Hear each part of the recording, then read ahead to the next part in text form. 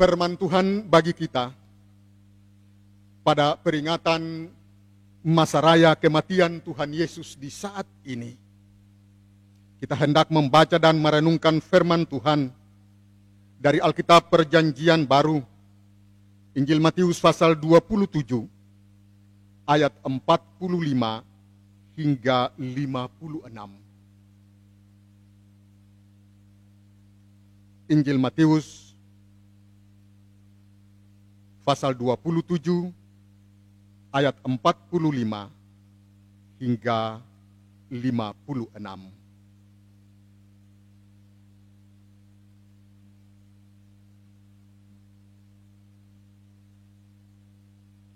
Mari kita berdoa.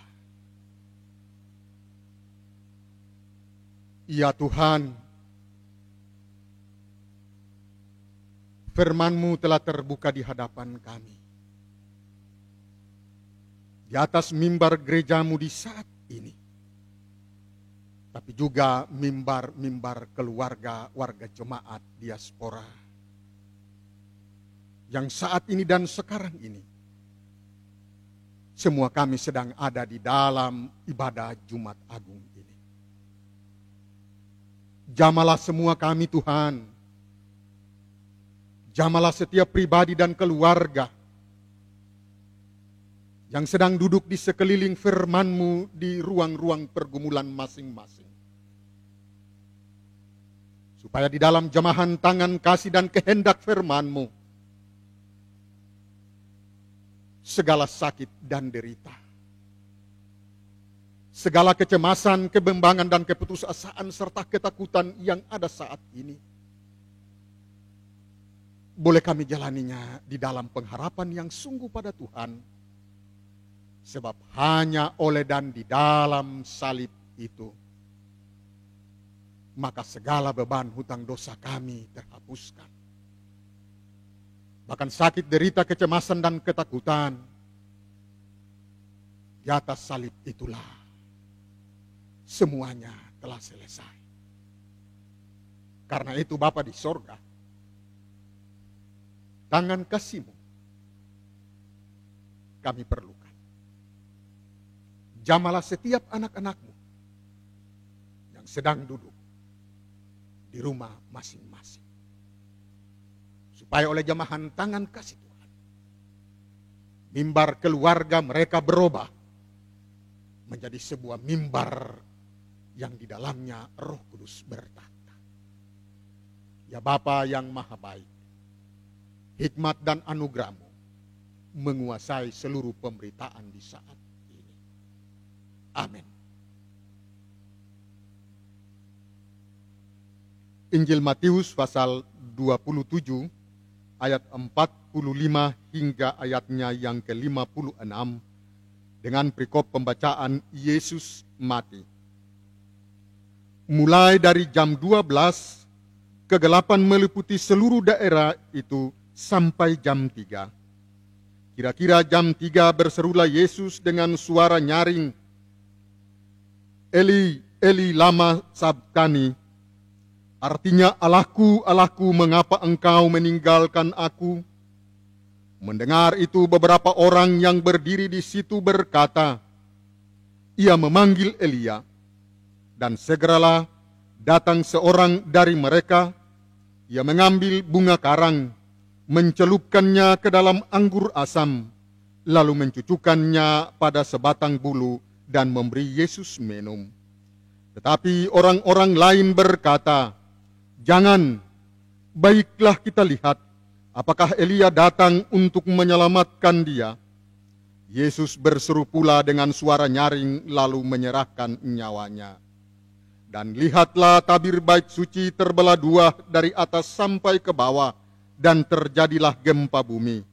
Dan bukit-bukit batu terbelah, dan kuburan-kuburan terbuka, dan banyak orang kudus yang telah meninggal bangkit. Dan sesudah kebangkitan Yesus, mereka pun keluar dari kubur, lalu masuk ke kota kudus dan menampakkan diri kepada banyak orang.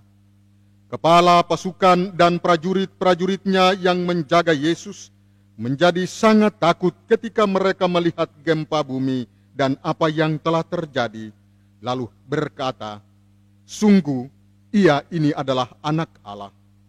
Dan ada di situ banyak perempuan yang melihat dari jauh, yaitu perempuan-perempuan yang mengikuti Yesus dari Galilea untuk melayani Dia. Di antara mereka terdapat Maria Magdalena dan Maria ibu Yakobus dan Yusuf dan ibu anak-anak Zebedeus. Demikianlah firman Tuhan. Biarlah semua kita yang telah membaca dan mendengarkan firman Tuhan ini, niscaya hidup dan kehidupan kita senantiasa dipelihara dan diberkati. Saat ini kita sedang memperingati suatu peristiwa besar dalam hidup dan kehidupan kita sebagai orang-orang percaya, yaitu kita memperingati hari kematian, perayaan Masa Raya kematian Yesus Kristus, yang selalu setiap tahun kita istilahkan dengan perayaan Jumat Agung. Masa Raya kematian Yesus Kristus itu kita lakukan setelah 7 minggu berturut-turut kita ada di dalam sebuah penghayatan terhadap kesengsaraan Yesus Kristus, mulai dari masa-masa pergumulan, mulai dari Taman Getsemani sampai pada Bukit Golgota. Semua kisah pengorbanan Kristus Yesus telah kita hayati selama 7 minggu berturut-turut. Sekalipun memang kita menghayati peristiwa ini selama 7 minggu berturut-turut, di dalam kenyataan sebuah kondisi dan situasi yang tidak bisa kita hindari. Tetapi percayalah kita bahwa iman dan pengharapan kita tidak pernah tergoyahkan oleh berbagai keadaan dan situasi. Karena memang hidup dan kehidupan iman percaya kita telah ditempa dengan pengalaman-pengalaman iman di dalam perjalanan hidup dan kehidupan ini. Yang kadangkala hidup yang kita jalani ibarat sebuah roda pedati yang kadangkala kita di atas, kadangkala berputar dan kita ada di bagian bawah. Tetapi kita tetap ada sampai saat ini. Itu pertanda bahwa iman kita tidak setebal kulit, yang ketika disentuh dengan sebuah benda tajam langsung terkelupas dan keluar darah. Tapi iman dan percaya kita adalah jauh ke dalam lubuk hati kita masing-masing, dalam iman yang sungguh itu pada Kristus. Sehingga sekalipun kita diterpa dengan berbagai keadaan dalam hidup dan kehidupan ini, percayalah saya, di dalam gedung gereja ini firman diberitakan, tetapi juga Bapak Ibu Saudara sedang mengikuti di dalam pergumulan, tapi juga pengharapan di dalam iman yang pasti. Pembacaan firman Tuhan saat ini menjadi puncak dari pemberitaan-pemberitaan yang kita ikuti selama 7 minggu berturut-turut. Dan kita dibawa di dalam sebuah perenungan tentang sebuah anugerah Allah yang terjadi di atas kayu salib itu. Ayat 45 dari pembacaan ini sampai 46 menggambarkan tentang sebuah waktu anugerah Tuhan. Ayat 45 mengungkapkan tentang waktu yang ditentukan di sini. Waktu siang hari. Sebenarnya waktu di mana seseorang ada pada sebuah tingkat di mana ia hendak menanjak dari sebuah perjalanan hidup dan kehidupan. Waktu yang ada di sini bukan sebuah waktu perhitungan waktu secara matematis, yaitu jam 12 sampai jam 3. Tetapi waktu yang diungkapkan adalah sebuah waktu karunia Tuhan. Sebuah waktu anugerah Tuhan di mana Tuhan Allah telah menyatakan kasih dan anugerahnya di dalam sebuah penggenapan janji karya keselamatan. Di dalam masa-masa memperingati dan menghayati kesengsaraan Kristus, firman Tuhan senantiasa disodorkan dan disampaikan kepada kita tentang bagaimana Allah di dalam Kristus Yesus yang mengalami penderitaan ada di dalam sangkahan dan tuduhan. Oleh karena kemampuan-kemampuan yang dimilikinya, bahkan salah satu tuduhan yang dikemukakan padanya adalah, apakah engkau memang benar-benar memiliki kuasa untuk merobohkan bait Allah dan dalam membangunnya dalam waktu 3 hari? Waktu anugerah yang disampaikan di dalam ayat 45 ini sebenarnya adalah waktu di mana segala penggenapan dan sangkaan itu terbantahkan melalui peristiwa salib di Golgota. Bapak, Ibu, saudara-saudara, jemaat yang dikasihi dan diberkati Tuhan, yang sedang mengikuti perenungan di rumah masing-masing ataupun yang sedang mendengarkannya.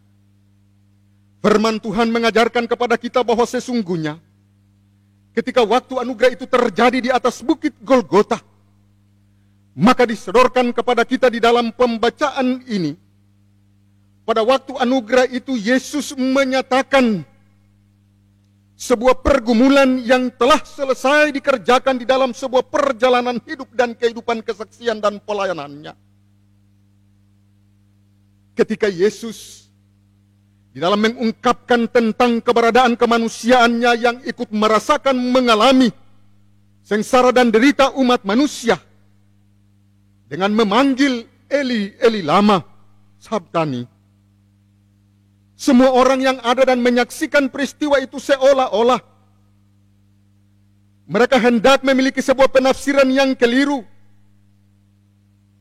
Seolah-olah mereka hendak mengatakan bahwa Yesus membutuhkan seorang manusia untuk mampu dan sanggup melepaskannya. Kata Eli disamakan dengan Imam Eli, yang pada akhirnya mereka membuat kesimpulan yang keliru bahwa Yesus sedang memanggil Imam Eli untuk dapat melepaskannya. Tidak, Bapak, Ibu, saudara-saudara. Seruan Yesus dengan menyebut dan memanggil nama Eli, mengarahkan panggilan ini, Eloi, Eloi, lama sabtani. Ia hendak mengungkapkan bahwa apa yang dilakukan, apa yang telah dikerjakannya tiba pada puncak. Sebenarnya ia hendak mengungkapkan kepada Bapa sebagai manusia yang ada di dalam kelemahan dan kekurangannya. Adakah penyelamatan itu? Adakah pembebasan itu terjadi saat itu juga? Tapi sebenarnya yang hendak diungkapkan oleh Yesus pada panggilan nama Eli, Eli lama sabtani adalah hendak menyerahkan segala pekerjaan yang sudah dilakukannya. Pandangan yang keliru, sikap yang salah dari orang banyak, dari mereka yang ikut menyaksikan dari jauh, seolah-olah melihat dan hendak menyaksikan apa yang akan terjadi kalau memang benar-benar dia adalah anak Allah. Hal ini terbukti dengan ungkapan kepala-kepala pasukan, tapi juga para imam yang ikut menyaksikannya. Pada saat yang bersamaan, orang memberikan respon masih saja di atas bukit Golgota itu sendiri. Respon dan ejekan senantiasa dilakukan. Tanggapan yang diberikan adalah dengan memberikan anggur asam. Dan memang anggur asam adalah minuman yang disodorkan dan diberikan khusus bagi mereka yang sedang mengalami penindasan dan siksaan. Anggur asam adalah simbol daripada kepahitan. Anggur asam adalah simbol dari sakit dan deritanya yang dialami oleh mereka yang sedang ada di dalam titik yang tidak menguntungkan. Praktek dan kebiasaan ini yang dilakukan dan disodorkan dari mereka yang berdiri dan menyaksikan, memberikan anggur asam bagi Yesus. Terjadi lagi pelecehan dan penganiayaan. Tapi justru di tengah-tengah sikap dan keadaan seperti itu, ada hal lain yang terjadi. Ada sebuah kecengangan yang disaksikan dan dialami oleh mereka yang menyaksikan peristiwa itu dari jauh. Yaitu, terjadilah sebuah keadaan. Dinding bait Allah terbelah menjadi 2 dari atas ke bawah. Penggenapan terhadap perkataan Yesus telah terjadi. Tercabiknya dinding bait Allah dari atas ke bawah. memberikan kepada kita sebuah gambaran dan pengertian serta pemahaman iman bahwa kematian Yesus telah membuka sebuah tabir yang tertutup. Kematian Yesus membawa sebuah perubahan. Kematian Yesus meniadakan sekat-sekat pemisah dan tembok-tembok. Kematian Yesus merubah sebuah jarak yang tersembunyi menjadi terbuka. Dan inilah yang terjadi dan disaksikan. Kematian Yesus membuat tidak ada batasan dalam hidup dan kehidupan antara manusia di dalam status dan keberadaannya masing-masing. Bapak, Ibu, saudara-saudara yang dikasihi dan diberkati Tuhan, ketika dinding bait Allah tercabik terbelah dua, semua mata melihat, semua orang yang hadir di situ menjadi terheran-heran. Dan bukan hanya bait Allah yang mengalami keruntuhan di dalam terbelah dua, tetapi juga disertai dengan gempa bumi. Alam pun ikut menyaksikan bahwa sesungguhnya kuasa Allah di dalam Kristus Yesus telah nyata dan terjadi bagi hidup dan kehidupan manusia. Dan itu menjadi bukti bahwa sesungguhnya pengorbanan Kristus adalah pengorbanan yang membawa perubahan. Bapak, Ibu, saudara-saudara jemaat yang dikasihi dan diberkati Tuhan, peristiwa-peristiwa yang menyertai penyaliban dan kematian Yesus membuat sebuah pengakuan iman yang sungguh dari mereka yang berdiri dan menyaksikan peristiwa ini. Pengakuan iman di mana keluar kata-kata, sungguh ia ini adalah anak Allah. Sebuah pernyataan dan pengakuan dari mereka yang tadinya tidak percaya, yang tadinya memiliki ambisi untuk menghabiskan Yesus Kristus. Kini mereka mengaku Yesus sebagai Tuhan dan Juru Selamat. Mereka betul-betul percaya bahwa kesengsaraan dan kematian Yesus terjadi dan membawa sebuah pengakuan iman yang sungguh. Bapak, Ibu, jemaat yang sedang mengikuti siaran ini di rumah masing-masing, peristiwa kematian Yesus di dalam berenungan kita di hari Jumat Agung ini hendak membawa dan mengantar kita pada perenungan bahwa sesungguhnya kematian Yesus di atas kayu salib adalah sebuah jalan keselamatan. Kesengsaraan, penderitaan, kematian Yesus Kristus melalui jalan salib adalah sebuah keteladanan bagi kita semua. Bapak, Ibu, jemaat yang sedang berada di rumah masing-masing dan mengikuti perenungan ini, salib adalah lambang kepatutan kepada Allah dan kasih kepada sesama manusia. Sekali lagi, salib dan kematian Yesus adalah lambang ketaatan dan kasih.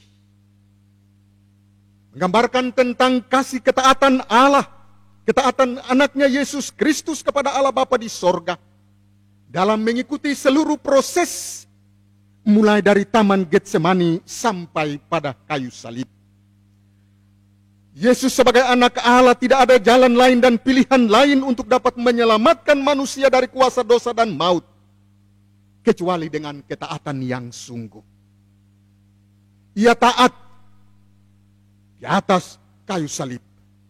Sekalipun tantangan, sekalipun penganiayaan, penindasan, pelecehan harkat dan martabat, ia tidak menggunakan kewenangan sebagai anak Allah, tetapi ia menempatkan diri sebagai manusia yang penuh ketaatan. Dia taat kepada Allah. Hanya dengan ketaatan seperti itu maka Bapak, Ibu, saudara-saudara dan saya, kita mengalami sebuah keselamatan, kelepasan dari salah dan dosa. Ketaatan ini juga hendak menggambarkan bahwa kasih Allah bagi umat manusia, kasih Allah bagi dunia menjadi nyata melalui salib dan kematian itu. Kini kita dibawa di dalam sebuah perenungan ketika penghayatan kita pada kematian Yesus Kristus di hari ini. Di dalam sebuah kenyataan hidup kita, Bapak Ibu Saudara-saudara, dunia ini, Indonesia, termasuk kita di Papua, dan Bapak Ibu Saudara-saudara dan saya, kita yang ada sebagai persekutuan jemaat diaspora Kota Raja. Kita ada di dalam sebuah kenyataan hidup. Kita belajar dari ketaatan dan kasih Yesus. Yesus taat. Ketaatan Yesus berdampak pada sebuah keselamatan. Ketaatan Yesus memutus sebuah mata rantai dari dosa dan maut. Dan pemutusan mata rantai dosa dan maut itu berwujud dari sebuah kasih. Oleh karena kasihnya, ia rela menderita. Dan itu adalah sebuah bukti ketaatan terhadap apa yang dikehendaki oleh Allah Bapa. Kita terinspirasi. Kita dibawa dan kita dihentar untuk belajar dengan taat dan kasih. Sama tengah dunia dan kita semua sedang ada di dalam sebuah wadah COVID-19. Kita diminta untuk ada di dalam sebuah ketaatan. Sama seperti Yesus yang taat kepada perintah Bapa di sorga. Sebagai anak-anak Tuhan, kita pun harus mengalami dan melakukan ketaatan itu. Bapak Ibu Saudara-saudara, pengalaman selama kita ada di dalam pergumulan ini. Kalau kita menyimak dengan baik, Yesus ada di atas kayu salib itu sebenarnya. Dia ada di dalam sebuah kesendirian. Dia ada pada sebuah kesunyian. Banyak orang melihatnya. Bahkan para perempuan juga ikut menyertanya. Ketika ia berteriak, Eloi, Eloi lama sabachthani, mengapa engkau meninggalkan aku? Adakah sebuah respon dari para perempuan dan kaum yang mengikutinya untuk melepaskannya? Tidak. Yang terjadi adalah sebuah pengiringan di dalam Yesus menjalani itu di dalam sebuah kesunyian. Bagian firman Tuhan ini hendak membuka rekaman pandangan dan perasaan kita. Ada begitu banyak orang-orang yang kita saksikan, yang kita baca, kita dengar dan kita saksikan. Wabah COVID-19 mengiring mereka di dalam sebuah kesunyian. Ketika mereka dibawa masuk di dalam ruang yang tertutup, seolah-olah mereka ada di dalam sebuah kesunyian. Bahkan sampai ketika pada saat Tuhan menghendaki mereka dipanggil, segala ritual keagamaan menjadi terhenti. Orang-orang terkasih, sebuah kebiasaan kita yang selalu ada di dalam persekutuan sejenak terhenti. Yang ada adalah sebuah protokol yang di dalamnya diberlakukan supaya memutus mata rantai yang sedang menjadi pergumulan bersama semua dunia dan kita. 2 minggu lalu, tengah malam saya menonton sebuah berita. Di Israel ada seorang nona yang ketika bapaknya dibawa dalam ruang isolasi, dia tidak melakukan sesuatu. Yang dia lakukan adalah dia mengungkapkan sebuah lagu rohani. Dia bernyanyi. Dan dia ditanya, mengapa engkau mengiringi masa pengobatan ayahmu dengan bernyanyi? Yang dia ungkapkan adalah ketika dia masuk di dalam ruang pengobatan, segala kasih sayang saya terhenti. Saya tidak lagi ikut bersama-sama. Tuhan memakai orang-orang untuk merawat dan mengobatinya. Bapak Ibu Saudara-saudara, Dari gambaran seperti ini firman Tuhan ini hendak mengajak kita dua hal penting dalam menghadapi dan memutus mata rantai yang sedang terjadi, yang dihimbau oleh semua pemerintah dan setiap bangsa-bangsa, tapi juga mereka yang sedang berjuang bagi keselamatan semua kita, yaitu ketaatan dan kasih. Kalau benar-benar kita taat, sama seperti Yesus Kristus yang taat kepada Allah Bapa untuk memutus mata rantai segala kuasa dosa dan maut dan membawa kepada sebuah kemenangan, maka hendaknya kita pun taat.